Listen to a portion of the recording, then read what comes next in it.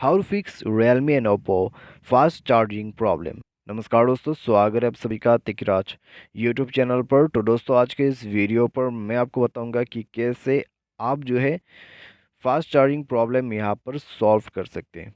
ठीक है, fast charging problem.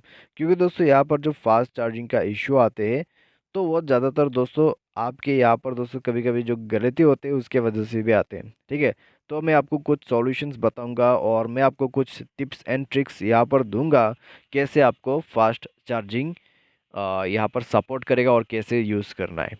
ठीक है, तो बस वीडियो के साथ अंत तक बने रहिए। और वीडियो शुरू करने से पहले अगर आपने चैनल को सब्सक्राइब नहीं किया है तो सब्सक्राइब करके बेल आइकन को क्लिक करें। यदि आप ऑनलाइन पैसा कमाना चाहते हैं तो वीडियो डिस्क्रिप्शन पर आपको लिंक मिल जाएगा। ठीक है, किसी भी प्रॉब्लम के रिगार्डिंग पर आप हमें ट्विटर पर फॉलो करके मैसेज कर सकते हैं। तो चलिए वीडियो शुरू करते हैं। तो दोस्तों, जहाँ तक फास्ट चार्जिंग का इशू है वो दोस्तों कभी कभी इसलिए भी यहाँ पर प्रॉब्लम करते हैं कि हम अपने फ़ोन को ज़्यादा यूज़ करके जो है चार्जिंग पे लगा देते हैं। ठीक है, मान लीजिए आप कुछ चीज़ें जो है अपलोडिंग पे लगा रहे हैं।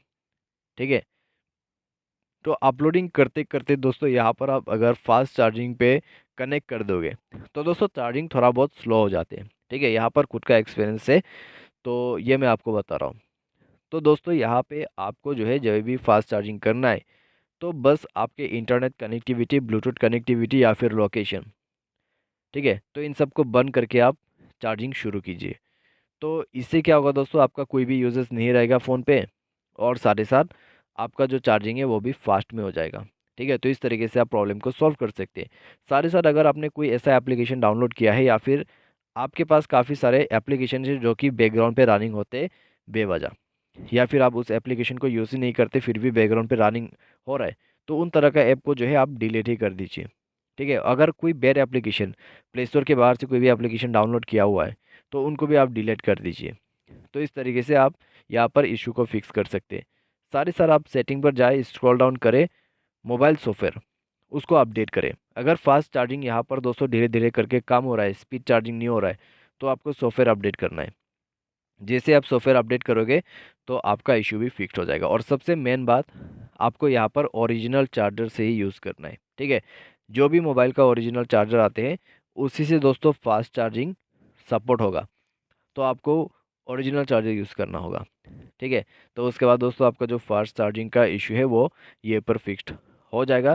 साथ ही साथ दोस्तों आपको ये भी चेक करना है कि आपके जो मोबाइल है, ठीक है, उसमें आपका पिन वगैरह ख़राब नहीं होना चाहिए। या फिर अगर आप बहुत सारे जो चार्जिंग केबल है उससे आप चार्जिंग करते रहते हैं, ठीक है, डुप्लीकेट चार्जर या फिर दोस्त के चार्जर, इन सब से आप चार्जिंग करते रहते हैं फ़ोन को, तो डिवाइस में प्रॉब्लम आ जाती है।